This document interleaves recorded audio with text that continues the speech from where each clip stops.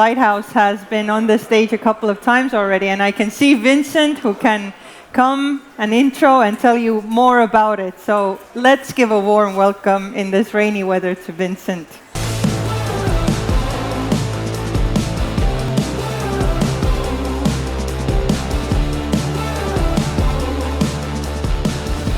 Well, hello everybody. Well, I think we actually have a video we're going to play first. And if not, I can, of course, shoot it from the cuff, because let me just start by saying Tallinn is cool. I mean, we've been coming here with the Mastercard Lighthouse program since the very beginning of the program. We're now in our 10th season. But every time we come here, I figure out some cool new thing. And this trip, it's just been noticing how many old medieval buildings are woven in with these glass skyscraper type things. What an awesome place. And welcome to the Mastercard Lighthouse Program Startup Showcase. This is the 10th time that we're doing the Lighthouse Program. This is a repeat trip for us to Tallinn. And we've been here for a couple of days now, because yesterday the team had a marathon session. And I'm talking about a 4-hour plus session where we picked 3 of the best startups from both of the 2 programs that we're managing to bring to you today. So you're seeing the cream of the crop of the Mastercard Lighthouse Program. We're going to tell you a little bit more about what that is. And with me to do that is the professor of payments himself, Mastercard's Mats Tarlsson, who's going to join me on stage here. Maybe we can also show this bracket that is preceding us in the program so far. Yeah, this is exactly what has happened before today. We have gone through these 21 companies from all over the new Nordics. My new favorite word to describe the 8 wonderful countries connected by the Baltic Sea. And with me to talk about this a little bit more and to go into more detail about the program is the Professor of Payments, Mats Tarlsson. Mats, welcome to the stage. Thank you so much. Thank you so much.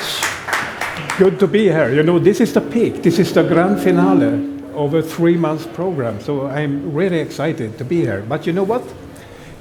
In the Lighthouse program, we are thinking of 2 things. Partnership on the one side and ecosystem on the other side. That's 2 of the things. But nowadays, it's time to look at these 2 at the same time, because the 8 countries, which is the new Nordics now, you said, is the 5th biggest economy in Europe.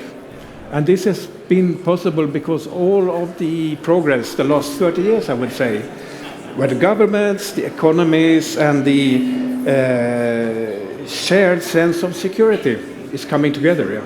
So it's the new Nordics. That's right, Mats. We talked yesterday about the different B words that connect these 8 countries. And of course, we can start with the obvious one. There's the Baltic Sea that brings a natural connectedness to the 8 countries that are gathered in the Lighthouse program. Sweden, Norway, Denmark, Finland, Latvia, Lithuania, Estonia, and Iceland, right? And so that's, of course, the starting point. And they've been trade weaving these countries together for hundreds of thousands of years, right? But it's beyond that, right? We also, most of us share a connection to Brussels.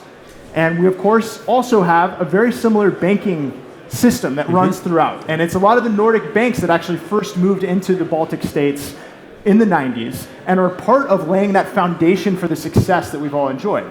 And then my favorite 4th B is NATO, which actually we can make that start with a B if you say like the common blockade or the common bulwark. But NATO, right, is this barrier that hopefully we'll all share after an important vote this summer. But these are, of course, some of the forces that are bringing our Nordic and Baltic countries closer. And that's what Lighthouse is all about, is sowing seeds that strengthen these 8 ecosystems. It's part of the reason why we have been doing that for the last 5 years, Mats, is to raise up the next generation of leaders in these shared markets, exactly like Skype was exactly 20 years ago, in 2003, when a Dane, a Swede, and an Estonian came together across these new Nordic countries to build the next generation of technology. So that's what you're going to hear from us today. You're going to see some of these next leaders. You're going to meet a Nordic and Baltic, new Nordic ecosystem, and this is the grand finale. Right. And today you're going to see, it's a miracle. You will see the winners of the spring program crowned in real time. By the way, I love real time. Should always be real time. I love that. And the companies who came here to pitch They were on the top. They were on the top on the application phase, very hard to select, so good companies. And they have been on the top on the progress in the program. So that's interesting. I'm looking forward to it. Absolutely, and we have to go straight into that program now. So with us to call out the finalists for the Lighthouse Finitive program, our financial initiative is Mastercard's David Ben. Welcome to the stage, David.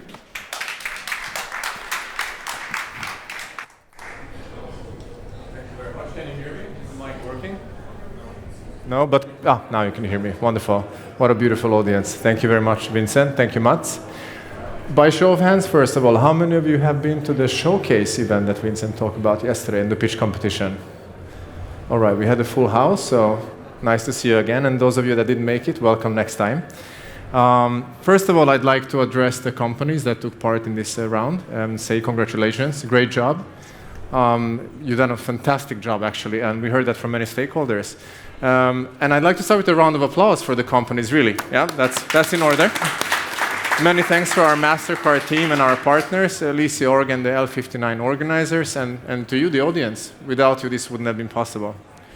Over the years, I've worked with many startups, many scale-ups. I worked for our startups myself, and the one big thing that I learned is that entrepreneurship and working for a startup is basically a walk in the park.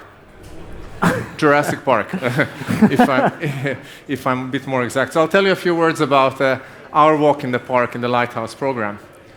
The program has been founded in 2018, and like you said, it's the 5th anniversary, the 10th program round. And the program participants are about to join our alumni core of soon to be 180 companies. Congrats for that. Essentially, this is a partnership platform that connects the innovation capacity and the energy of startups and early scale-ups with the distribution capacity, the know-how, and the willingness to further develop of the incumbents, Mastercard, banks, tech companies, etc. Essentially, we create the right conditions for identifying and forging partnerships between these different actors. Choosing the winner was not an easy task. We have reviewed hundreds of companies, and the final 15 have been narrowed down, like you said, to 3, one a regional winner. And today we are going to, we have the pleasure of inviting these 3 winners to the stage to pitch for the overall Finitive winner title. And it's an interesting vantage point that we have here, David, with the Lighthouse program, because this is one of the most innovative ecosystems in the world. I would say the 2 defining characteristics of the new Nordic economy are innovation and this coordination for the greater good. So if you're just zooming out and looking at the entire ecosystem, what are we producing across these 8 countries? What are some trends that stand out to you? A great question. First of all, perhaps unsurprisingly so, the trends are connected to the state of economy. We have seen a decline, recession sentiments, some turbulence in the financial services market at the time of outreach and recruitment. So we have seen a surge of apps that are tailored, catering towards financial management, more effective financial management, stretching the dollar, if you will, so consumers could save more money. I'm talking about saving and lending apps, loyalty programs, even financial literacy and education programs. We have seen a record number of applications this time around, perhaps because it was harder to raise capital, it was harder to forge partnerships with banks and other companies. And the Mastercard Lighthouse program is recognized as an ally who is able to help these startups and scale-ups weather the storm. On the B2B market, we have seen the rise of BNPL, buy now, pay later solutions, tapping into the B2B segment, so trade credit. We have seen some cost reduction and system optimization tools, also not very surprising when it comes to the economic times. We have seen the rise of AI as well, both at the core of these fintechs and also as an enhancement feature. And last but not least, we have seen a constant inflow of Web3, cryptocurrency and blockchain types of companies. In the final 15, we had a mixed bag of companies. We tried to cater to the different market segments. And this was very good because we have learned over the 5-year history of Mastercard Lighthouse that this type of diversity caters to more innovation, to more cross-pollination between the companies and the banks and tech partners, but also more innovation and collaboration across the different companies.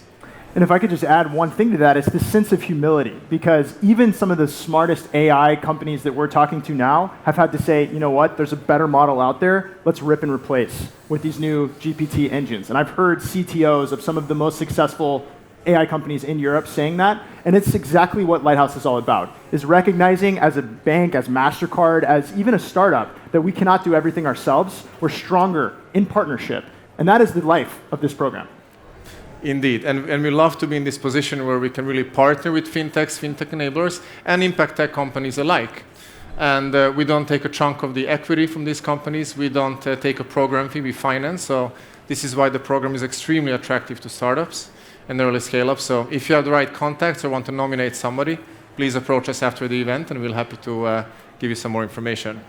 But David, I think we have 6 of the top entrepreneurs in the new Nordic market that are here ready to pitch, so maybe it's time to welcome them to the stage. It's absolutely time. All right, we are now getting to the moment we all expected. I will now invite the winners of the 3 regions we talked about earlier, the winner of the Danish, Norwegian class, and the Baltic class. All right, first on stage is a company that has a no-code customizable onboarding software for obtaining and structuring financial data on B2B and B2C users. I'd like to welcome the Denmark class winner of the spring program. Give it up for Martin from Unify. Thank you very much. Clicker. Hello everyone, my name is Martin and I'm a co-founder of Unify. At Unify we help with digital onboarding for financial companies. Production. One of the big problems when onboarding customers within the financial companies is compliance. Law and regulations is constantly changing, and it's both time consuming and expensive to change and keep up and adapt. We see that many financial companies use a lot of manual tasks and manual time on onboarding, and also often many different softwares to onboard. Sorry. On the right, you can see a picture of a standard email, which is a very common way to onboard clients in the financial sector. Banks use it very often, and many different financial companies. Using Unify, you can customize your own forms, questionnaires. You can get income verification. You can get debt. You can get budgeting via PSD2. You can get identity verification and much more. This flow I made with no code within 30 minutes. And I'm just a sales guy, so probably you could do it in 10. So with Unify, you can reduce time to market. You can onboard your clients globally. And most important, I think one of the big important things in these times is you can cut cost and increase revenue increase conversion for more revenue. Last year we onboarded 200,000 clients, and we expect this year to be more than 1 million. We are not racing at the moment, but we will love to meet with interesting new partners and customers. Thank you.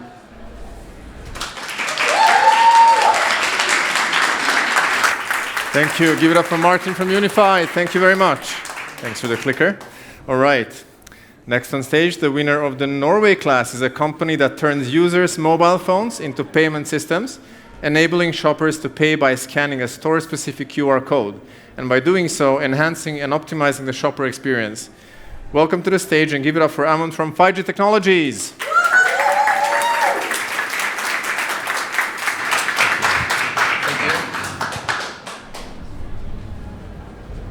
Thank you. My name is Amund. I'm the CEO of 5G Technologies. Thank you for having me.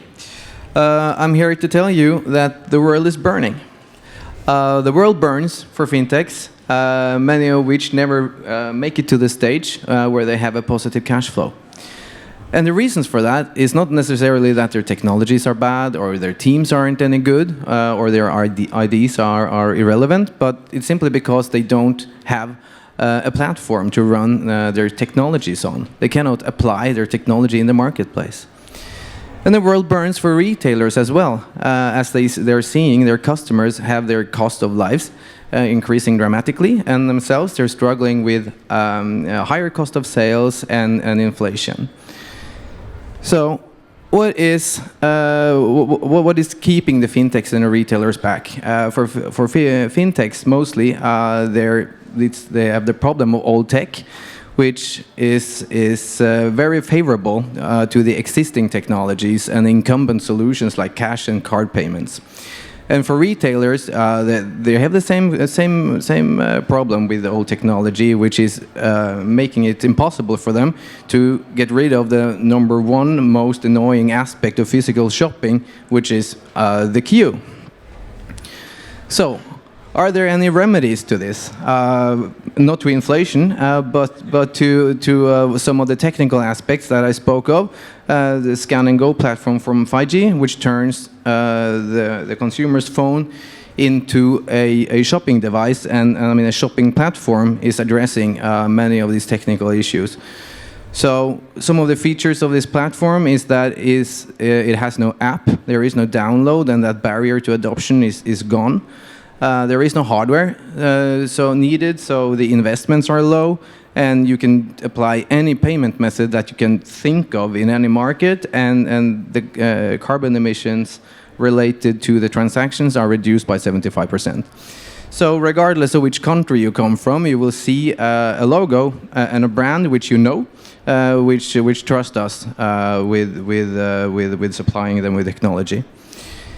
So, what about the opportunity? Is this a good place to be? The market is already very, very big, and it's booming. So to us, this is absolutely a place in the sun.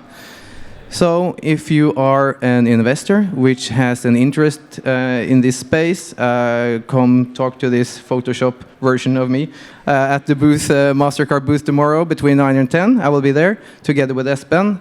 And also if you we are also seeking strategic and operational partnerships if anyone is interested. Thank you. 5G Technologies. Thank you very much. All right. Our final overall program winner candidate is a company that uses virtual cards to allow users to streamline the bill splitting process and to settle in an effortless and intuitive way. Welcome to the stage, and give it up to Elena from Estonian-based startup Chino.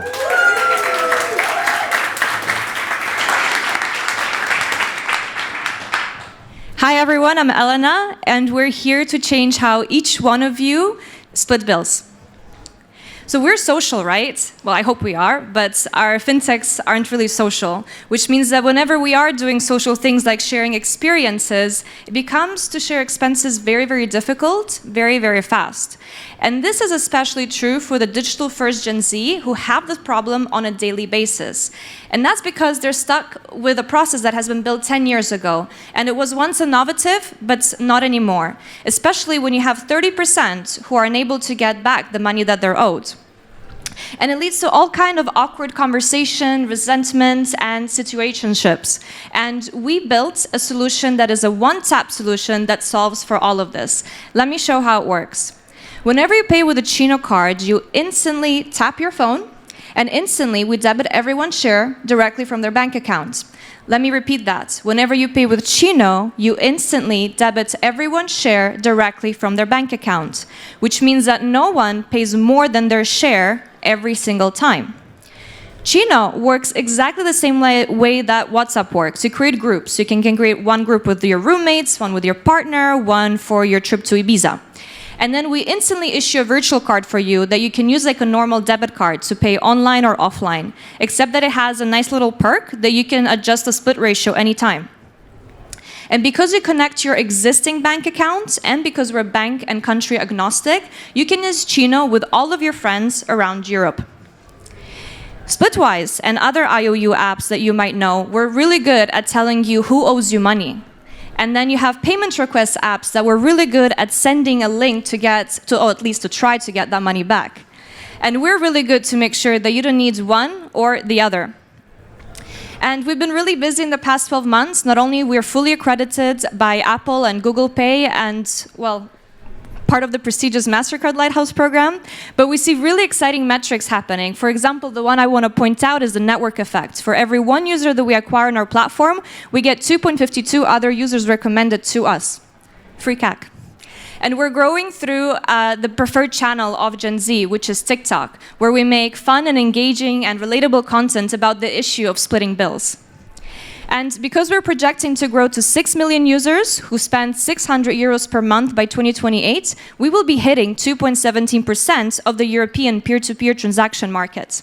And our team not only comes from the best payment companies, as well as consumer companies. And together, today, we would like to invite you to make your Latitude experience even better, download our app, and just pay together. Thank you. Right, well done, well done. Give it up for Chino and Elena. Great. And the overall winner of the Mastercard Lighthouse Finitive program is going to be announced in a little while. The little drum rolls. What a cliffhanger, right? Vincent, I'd like to invite you back to kick off the next and the final part of this program. Thanks so much, David. I want to tell a story because I like telling stories. And actually, transitioning us from fintech to impact will be the goal of this story. This is the story of how the Lighthouse program got started. You may say, here we are, 10 programs in, what allowed for all these lights and cameras to be here? And it goes back to a famous cup of coffee. Over 10 years ago, we had a man sitting on one side of the table, and we had a hapless entrepreneur, zero revenue, big idea, and as we heard earlier, from the CEO of Bolt in his talk, we had a regulatory environment that was not precisely favorable to the startup that we wanted to create in this case. But the man on the other side of the table is Mastercard's Mats Tarlsson. And Mats is sitting across from the CEO of iZettle. And they're dreaming together. They're dreaming big. And this company, which had zero revenue at the time, manages to attract the attention of Mats, manages to attract the attention of Mastercard. And one investment later, iZettle is off to the races. They did 60,000 euros of revenue their first year. If you're a startup and you haven't done quite that much, there's hope. Because they would compound that number consistently, 187% year over year for the next 7 years. And when you do that, you get acquired for $2.2 billion. And that investment that Mastercard made into iZettle proved to the entire Mastercard community that this part of the world, the new Nordics, is a center of innovation for financial technology. So we've known that for a long time, and there's plenty of other great companies that have come out of this part of the world focused on fintech. But what we started to realize as we built the Lighthouse program to search for the next iZettle and to build a broader ecosystem that can cultivate future talent is that we said, there's another great talent pool here in the new Nordics. And those are the folks that are focused on impact. This is a part of the world that we said earlier that is distinct, in my opinion, for two big virtues. One is innovation, and the other is coordination for the greater good. And with Mastercard Lighthouse Massive, we are working with startups that are coordinating for the greater good, that are laser focused on SDG sub-goals and on making profit while making impact at the same time. So we're about to meet some of the founders that we've worked with here. This is an incredible array of companies that we have worked with over the years. And it actually goes back to one of the fintechs that we found just a few years ago. So this was a company called Duconomy. They were working with this card that allowed us to track our carbon footprint as we spent money and make better decisions accordingly. That company came through Lighthouse, and just like iZettle, ended up getting an investment from Mastercard, ended up signing a global partnership with Mastercard. And because of Duconomy's leadership, we decided to launch a program dedicated to these sorts of startups. And that is the startups you're about to meet. We've had everything from startups solving malaria to startups building robots that can sit in the classroom for you, as you're about to find out. I mean, these are covering the gamut, and you might be asking yourself, as somebody came to me earlier today, why the heck does MasterCard care about this? And I'll tell you why. It's because when everybody is thriving, we believe that that includes us. And we want to make a world that is more prosperous and secure for 1 billion people. I'm going to invite to the stage to tell us a little bit more about the program and to introduce these amazing startups, my colleagues, Jasmine and Eleanor from Lighthouse Massive. The stage is yours. Great, thank you, Vincent. And so nice to see all of you here. I'm Eleanor, the one on the left here, program manager for Lighthouse Massive. And Massive is our program that helps impact tech companies scale globally through partnerships. And how do you feel, Jess? I'm super excited. It's always nice to be here, listen to these amazing startups. You're all going to hear how great these 3 finalists are. Yeah, it's super, super nice. We've had a great day yesterday. We had the startup showcase where all of our 6 companies pitched, and now we have these great 3 finalists that you're soon going to hear more about. It will be super exciting and very different solutions that you are about to hear. So if you're ready, we'll start with the first pitch, right? Yes. So the first company provides the leading supply chain software for product traceability in, amongst others, the fashion industry. So I would like to invite on stage Akriti Samayar from TrustTrace.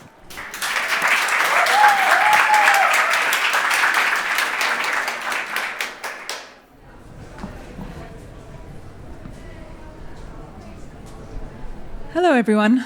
My name is Akriti, and today I'm here to talk to you about supply chain transparency. The fashion industry has a notorious reputation of environmental pollution as well as social exploitation. These supply chains are inherently complex and have led to a host of irresponsible business practices. Even today, in communities where textiles are manufactured, millions are forced into labor under brutal working conditions. Clearly, this needs to change. TrustTrace was started when 4 founders from the IT industry came together to combat environmental pollution in their hometown in India. The industrial effluents from the neighboring textile factories had seeped into the water around them and literally turned their rivers purple. Today, however, consumers and shareholders are forcing companies to disclose how their products are actually manufactured. Not doing so can lead to heavy fines as well as reputational damage. Our vision at TrustTrace is to ensure all value chains are traceable and fair. We empower companies with the insights they need to know and improve their supply chains. And this is all done using our data management platform focused on traceability and compliance. Here we have an example of a woolen jacket where each of the components have been broken down and traced back to their origin. You can even see which particular farm the wool was actually sourced from. Our solution validates and collects this data at every single level of the supply chain using artificial intelligence for supply chain mapping as well as flagging potential risks in the system. We work with some of the world's biggest brands today, including Nike in the US, Adidas in Europe, and Uniqlo in Japan, and we're only growing in size. We are now a 100-member organization headquartered in Stockholm, and every single year our revenue has tripled. We are expanding heavily into the US market, where in less than 1 year we've already acquired 10 new customers. This is partially due to a landmark regulation focused on high-risk materials such as cotton, aluminium, and polysilicon. As a result, we've also received numerous requests from companies in electronics, automobiles, and manufacturing to help map out their supply chains as well. Furthermore, there is immense value in this granular primary data that we collect from thousands of suppliers across the globe, including audits and risk assessments. So, together with the Mastercard network, we see this as being critical data points for supply chain finance. So come join us. We're looking for trade finance partners, Series B investors, and customers both in fashion as well as other industries. Together, let's make sustainable production a data-driven reality. Thank you.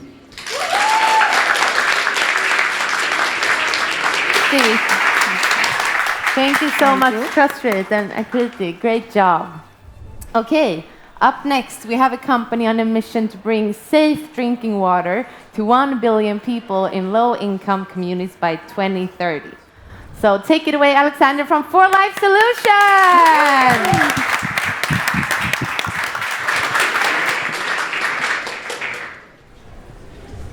Thank you. Yeah, I'm Alexander, CTO and founder of 4Life Solutions.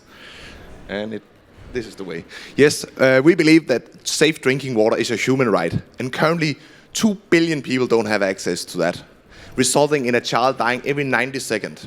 That's more than malaria, tuberculosis, and HIV combined. We solve this with a fairly old technology, but it's tried and proven, and we've made it far better. It's called SODIS. Basically, we give the bacteria and the viruses a sunburn. And we've made it in a very special plastic, so we get a lot of the UVB light through. You know it from skin cancer. So if you have bacteria or virus, it results in a very, very quick death. We do this with our flagship product, the Sava bag. Looks like this. It can be reused 500 times, totaling 2,000 liters of water. And the way you use it is that you take it, fill it up with water from a borehole or from a well, then you place it in the sun for 4 hours, whereafter the water is safe to drink.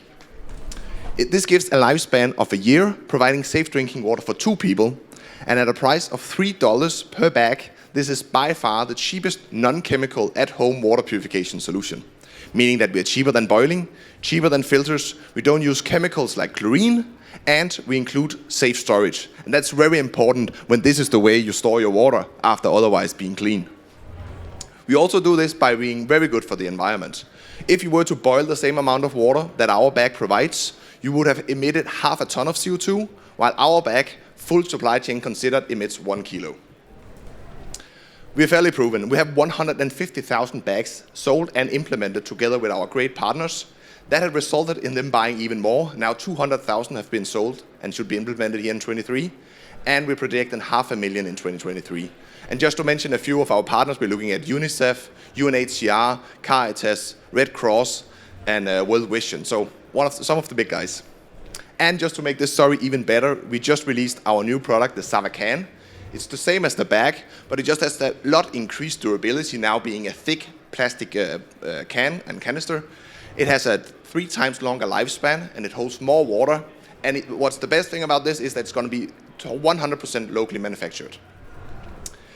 We're raising now through a convertible loan. We're still looking for a little over $1 million US more, so please join us if you want to help bring safe drinking water to 1 billion people by 2030. Thank you.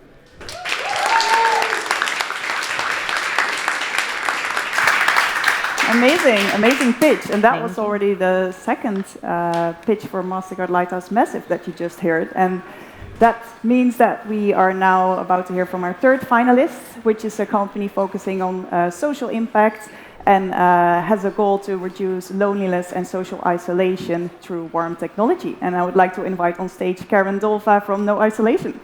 Woo! Good luck. Hello, so my name is Karen Dolva, CEO and co-founder of No Isolation, and our company name means a lot to us. That's our vision. We've spent the past 7 years developing 2 different products for socially isolated groups of society. In the future, I hope we get to make many more.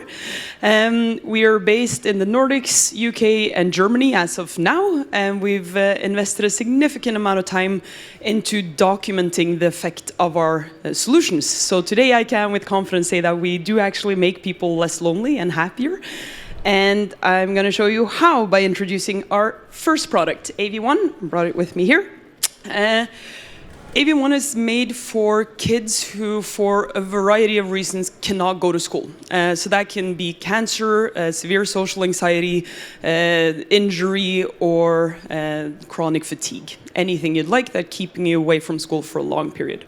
And to show you how it works, I'm going to attempt a video from a very special occasion. Jack's a blue, so that this is his dream. Tonight we have a first. It's the first ever virtual match day mascot. If you look, that is Jack, 14-year-old Jack inside there, who will be controlling the mascot from home tonight. AV1 is a telepresence robot. It works like an avatar. So a child that is severely ill and has to stay in bed can control their robot from home and see everything, talk to their friends. Hello!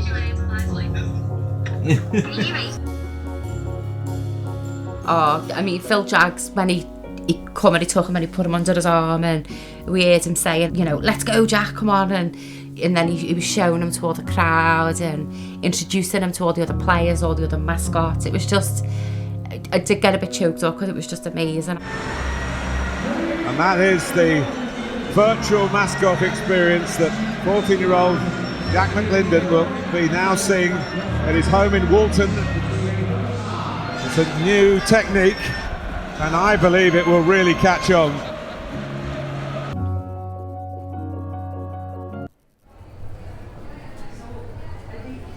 I think as you all saw, the magic of AV1 is not about information. Anyone could have watched that football game on any type of surface, but for Jack to be able to go there himself, to talk to the players, go to the wardrobe, that's special. And normally, AV1 is being used in a classroom setting. That's what these kids are missing out on in their everyday life. We have a bit over 2,000 units up and running as of now, spread across Europe. And the goal of any AV1 is to reintegrate these kids back to their class as soon as possible. So we do that by increasing attendance and increasing their general happiness and well-being, making sure that they're okay. If you know any educators, government officials who are supposed to look after these kids, I'd love for you to recommend to them, AV1 to them. And thank you so much for your time.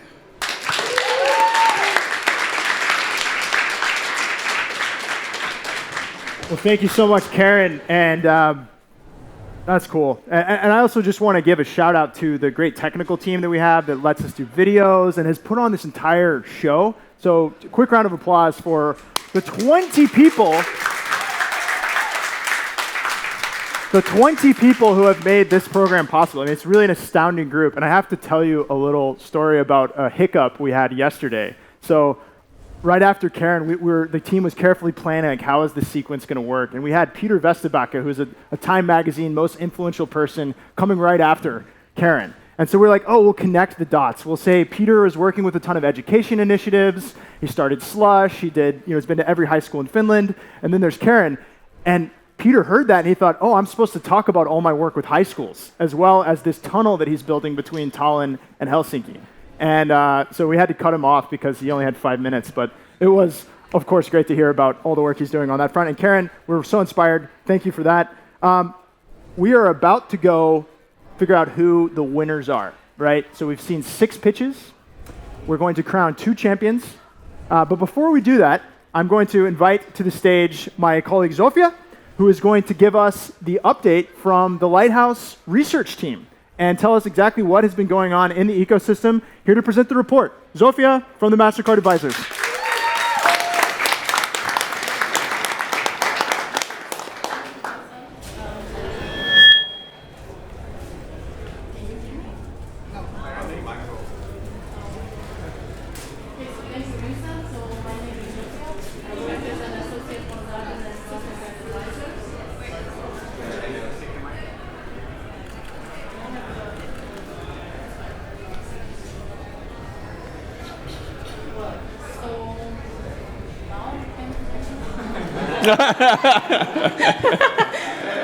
Now it's working. I can also hear it. Okay, so hello again. So I work as an associate consultant at Mastercard Advisors, which is a strategic managing part of Mastercard Data and Services. And actually, one of my main responsibilities of this semester was to conduct the Mastercard Lighthouse Research Report. Well, I will gonna present what we do there. Actually, I also didn't have to. And I also didn't receive the present. Some technical difficulties here, but we'll manage. Okay, so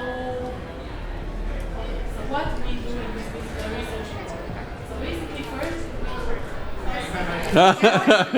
okay, if we work. Okay,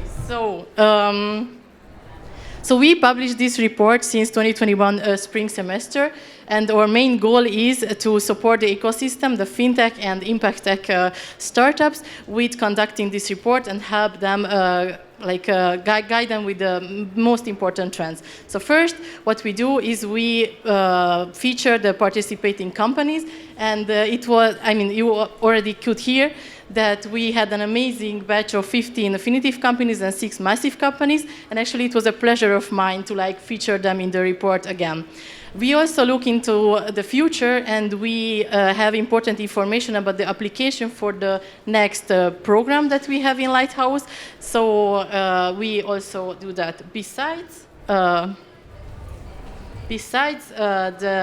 We also write articles about key current market trend, and also we feature our alumni success stories in a certain topic. And the focus of this time is the sustainable transition through partnerships. because we found out that this is one of the most important current trends. But let's dig deeper into these topics. So, major global events shocked the world recently, which changed the whole economic environment. This will reinforce the need to make businesses and more resilient against environmental shocks. And we found out that sustainability became one of the most important trends nowadays. So in order to better understand what's been going on in the Nordics and Baltics, we interviewed our banking partners. So we had interviews with Danske Bank, DNB, SEB, and also Swedbank representatives. We also interviewed one of our community partners, Copenhagen FinTech, and we also interviewed one of our massive advisors organization, UNDP, just to have a closer look what our experts think about this whole trend in the Nordics.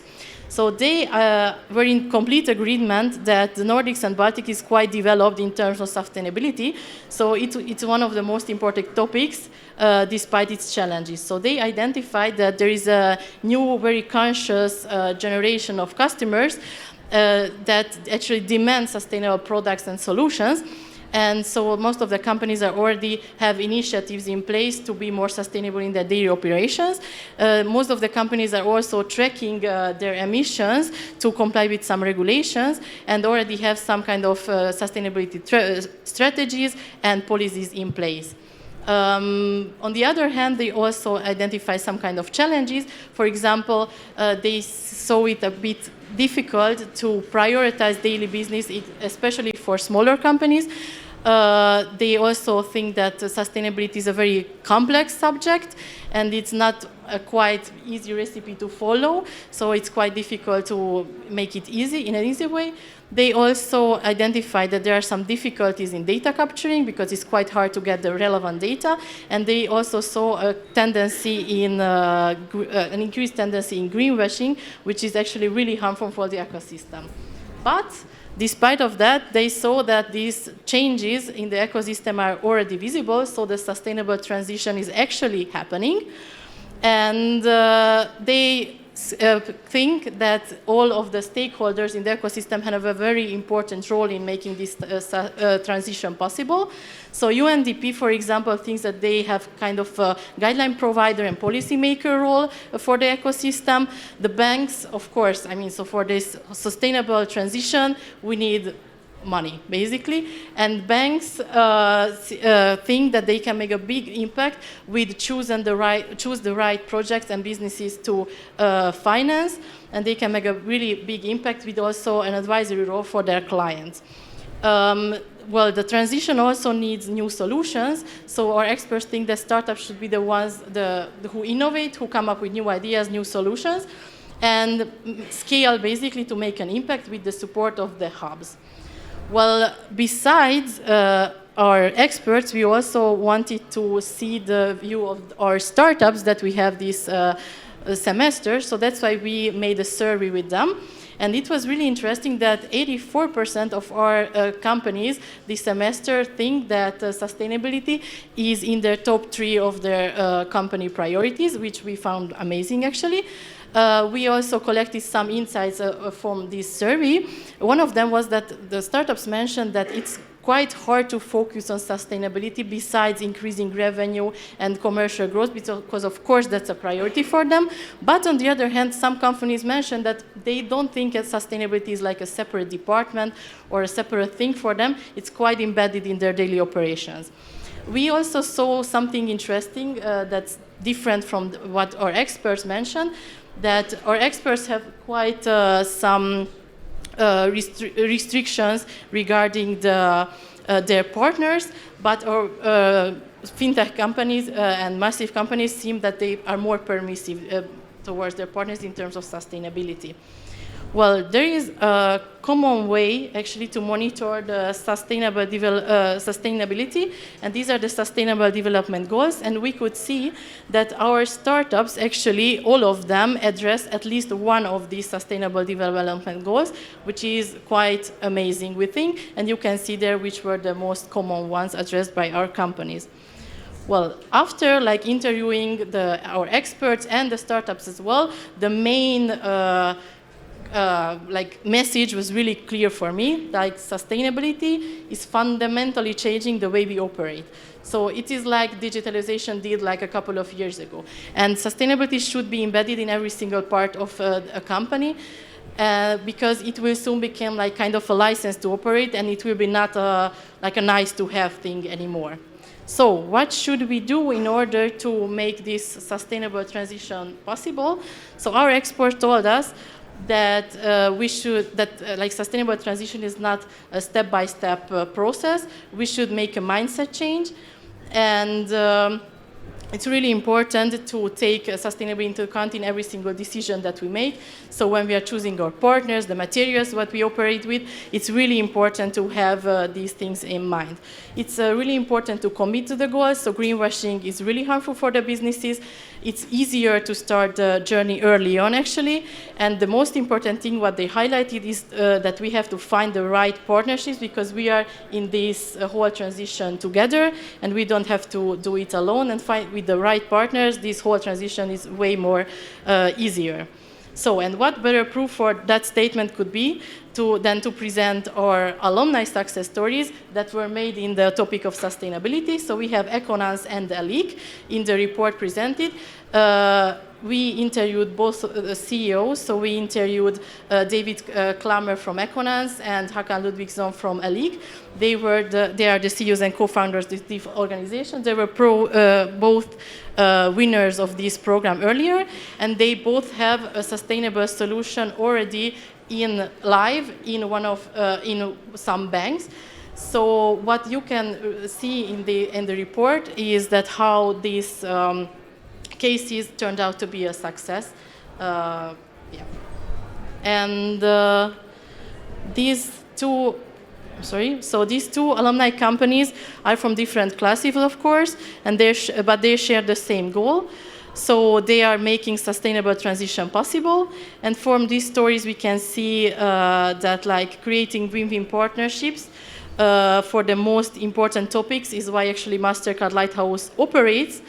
And well, I hope like reading this report, you will have enough motivation actually to join the program and like be engaged with us.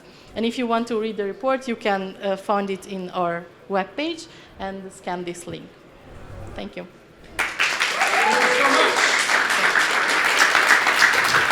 Wow. So I have to confess, I'm a Texas boy. I'm born in Dallas, Texas. And when I see a stat that 84% of the startups from this part of the world have sustainability as a top 3 priority, I think that is something special to this region. I mean, literally in Texas right now, there are incentives to invest into fossil fuels and to basically say that ESG is a joke, right? And that is a special part of our ecosystem that we should cherish, because again, back to the 2 most important defining virtues of the new Nordic ecosystem, it is innovation and coordination for the greater good. And I can't think of a better way to embody that second point than sustainability.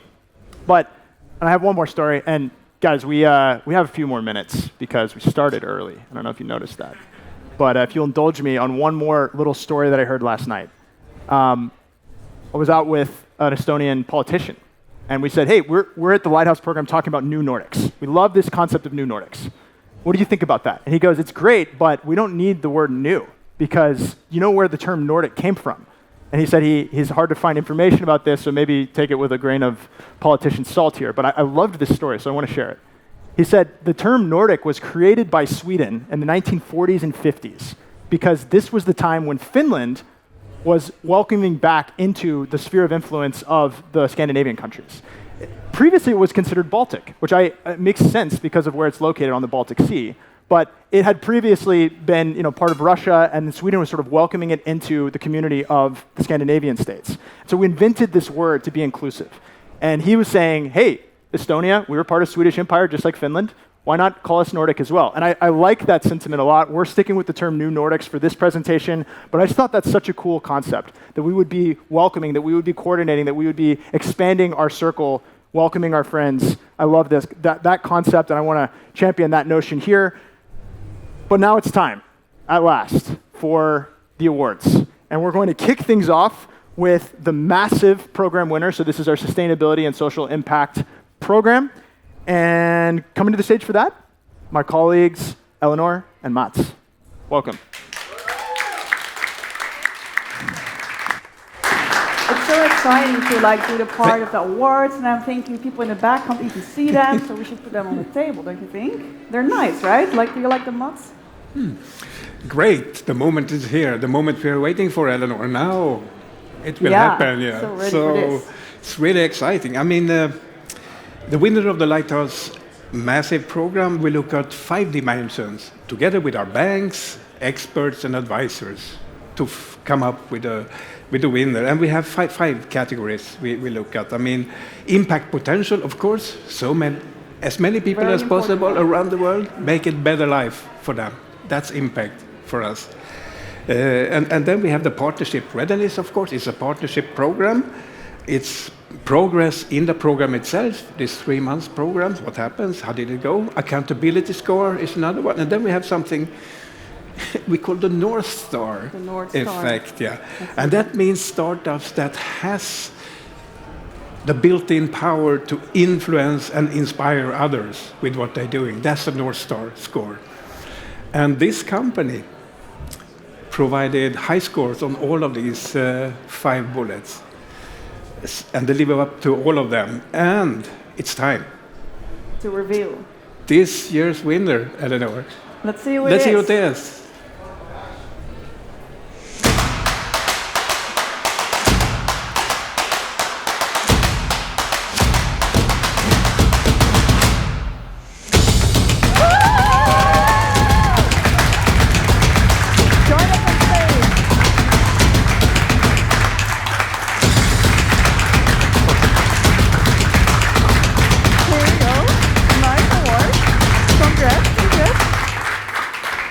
How does it feel? Fantastic. Probably good, right? We need to ask the same question as we did yesterday. How does it feel? This one feels awesome. First of all, I think we have been waiting. I think Eleanor has been inviting us to the program for last 2 years. We every year said that we are not prepared, we are not ready. This year we took the plunge, and I think Akriti led the whole organization forward. We have the award and we have a leader. This is such a massive surprise. I think especially since all of our, I don't want to even say competitors, but all of our collaborators in the massive program were just so wonderful. So we feel incredibly lucky, and we're really proud to partner with all of you guys going forward. I think my next question is, how do we fit this into our suitcase to take it back to Stockholm? But we're so incredibly happy with this whole program. Everyone has been so kind, opening up doors for us absolutely everywhere. And I think we're really going to take supply chain transparency to a whole other level. So looking forward to help out anywhere we can. And thank you guys again so much for this opportunity. Amazing. Very good. Congrats, and get your diplomas. Yes. And a nice picture Photo. maybe will be given.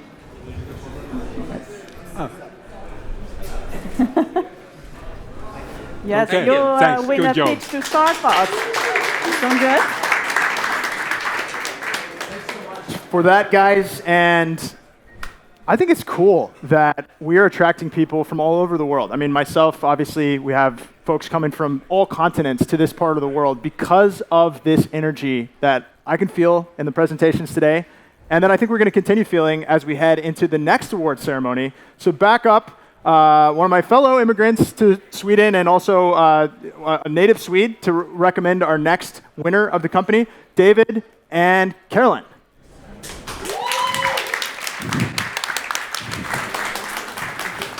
Thank you very much. Can you hear me clearly? Mic check. Can you hear me? Yes. Yeah, great. Very, very good. All right. What a class, what a cohort. Yeah, it's been such a great spring. Right. Well, I mean, we heard from many stakeholders that this has been the best, one of the best, if not the best. I believe it was the best. We can back that up. One of the best cohorts in the 5-year history of Mastercard Lighthouse. Hasn't it been so? I agree, David. It's been really great to meet all of the 15 companies throughout the spring. It's been so great to see the progress and partnerships taking place. But unfortunately, it can only be one winner. We've heard 3 of you this afternoon, and now it's time. I have the motivation here. I need to read from the card. It is time indeed, and it's very exciting. I was thinking I was going to bless you with one more reading from a piece of paper, so I don't drop any cues. I thought I was going to read this part here, or but you can read it too. Yeah, it's okay. Go for it. No, go ahead. All right. I wanted to also say that it was a fantastic experience and learning for me personally. And I was going to actually read this because I was careful not to drop any clues as to who the actual winner is. So, the overall winner of the Definitive program is a company that has, in a short time, demonstrated high engagement and strong partnership potential throughout the program. The winner was chosen on account of its strong traction with our banking partners, its eagerness to adopt, international ambitions and traction, clear and proven customer value and willingness and readiness to scale through partnerships. Without further ado, the Definitive Spring Program winner is...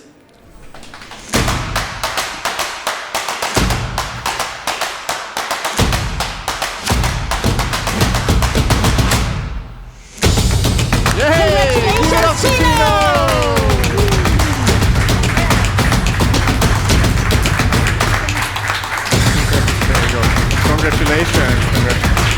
Congrats. Big congrats. Big congratulations. Thank you very much. Thank you. All right. There we go. So, big congrats for this accomplishment. Can you articulate your feelings at the moment? I'm infinitely grateful. You see, find it, infinitely? No, okay, doesn't work. I think yours was better. We follow. Yeah. No, I mean, I honestly feel at this point you guys are like family. I'm kind of like sad we finished all of this. And my mind was going back to like the moment I applied for this program. And I honestly did not know what to expect. We got recommended by our friends Kevin. They said it's going to be amazing, but you never know until you join. And the amount of, just mentorship, insights, help, we're so much better thanks to you guys. So thank you so much, genuinely. And thank you to all the friends we've made through the progress as well. Thank you. Thank you so much. Thank you so much. I would like to ask you the same, if you can tell us how you feel, what your thoughts are at the moment. I feel a bit lightheaded, but no, I mean, it has been such an amazing experience, and I think I'm in a dream, but it was such a beautiful adventure so far, and culminating into this is definitely a moment that's going to stay with me for a long time. Fantastic. Give it up for Chino. And let's take a group picture. Yes. Maybe that way.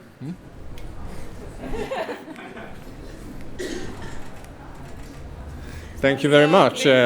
Thank you. And before I hand it over to Vincent, on a personal note, what a delight to work very closely with all the 15 companies in the cohort.